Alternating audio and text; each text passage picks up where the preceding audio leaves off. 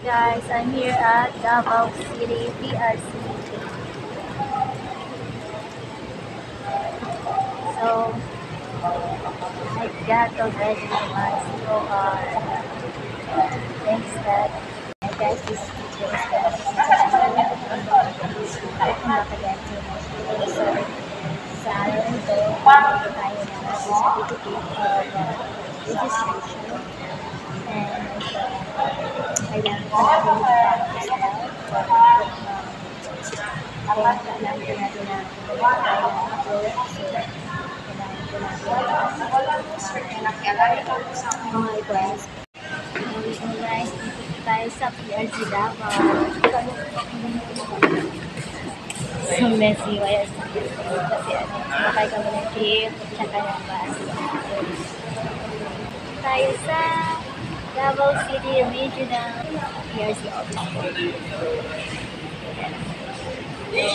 Dito po tayo para kumuha ng ating COR guys, and then later I'm gonna update you with what are those requirements, what are you going to do before you're going to get your COR or the certification that you need to do authentication if you're going to go, and then after that you're going to prepare as well the documentary stuff. But if you don't have any documentary stuff inside our PRC office, there's a lot of mini stores here. Dito kayo makabili ng ating documentary stamp worth 50 pesos po. Okay? I'm so messy. Pawis na pawis po si teacher.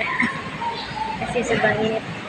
Unlike po doon sa PRC Rizano Mall, aircon po doon.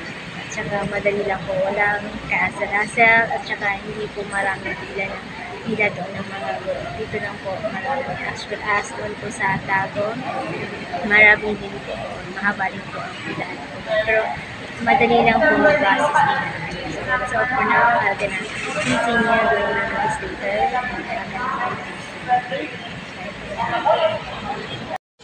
So guys, this is Davao PRC Regional Office po. Kukuha po tayo ng ating authentication, certification po dito.